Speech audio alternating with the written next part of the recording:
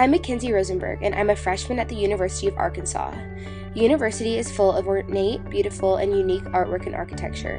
One exquisite piece of work is a sculpture that is located in the east staircase of the notorious Mullins Library. This sculpture, Rebirth, was created by a sculptor named Anita Huffington, who requested that the artwork be placed in a serene environment near a window. It is a beautiful portrayal of a young woman who is curled in a fetal position with her long, luscious hair flowing down the entire length of her arched figure. The intentional contradiction of a grown woman in a fetal position was created based on an inspiration of the artist's daughter. Huffington states that it is a metaphor for change and growth. She has created Rebirth along with numerous other sculptures with a variety of mixed media.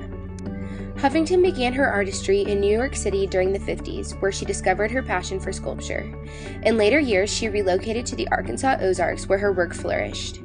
Huffington is now well known for her sculptures of the female torso, which have been displayed all over the United States. Rebirth shows Huffington's personal ornate style and is expressed in this piece primarily through the representational nature of the figure.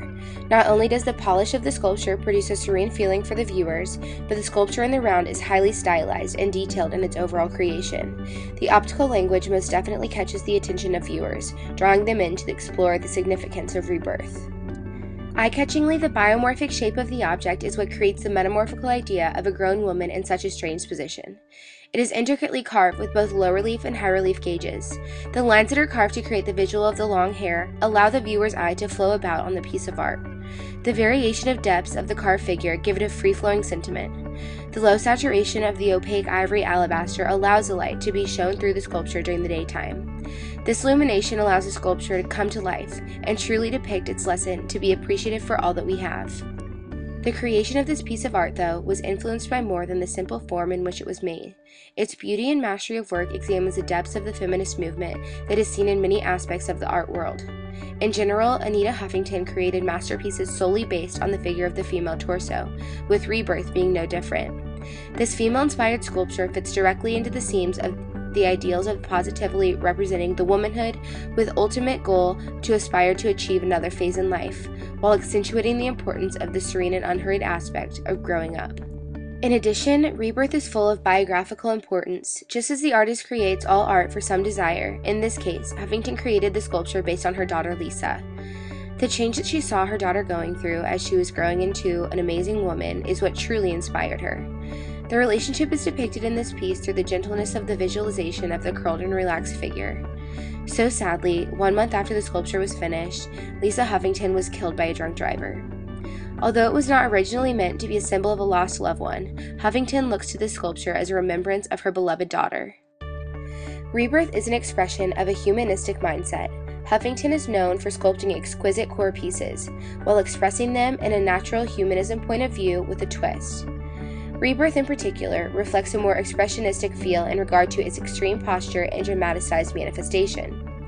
The expressionism aspect, tied together with the feminism point of view, allows viewers of the piece to truly be drawn to the complexity of the creation. Stylistically, Huffington created Rebirth with a sense of mystery, set apart from all of her other typical pieces. Enchanting and distinctive, this piece could be placed in the classical Greek period. Specifically in its meaning, Rebirth compares to the archetypal Greek sculptures, such as Winged Nike or the Aphrodite of Knidos. Both of these sculptures, although they are not visually direct in their comparison to Rebirth, emit a sense of feminism and power that Huffington strived to portray in her artwork. Each of the pieces are expressed humanistic figures, with intricate curvature of line work and warp of the figure. The feminist air of each of these masterpieces allows the power and influence of women to be shown throughout history. Here at the university, I find myself discovering so much about who I am, what I love, and what I aspire to become, by simply delving into my own thoughts and searching for what is right in my world. A big part of my studies takes place in Mullins Library.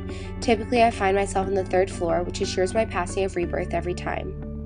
I have forever found this sculpture as a beautiful piece of art, but truly fell in love with it when I discovered its metamorphical purpose. Rebirth initiates thought and inner self-examination, as its true meaning is to represent a movement of change and growth.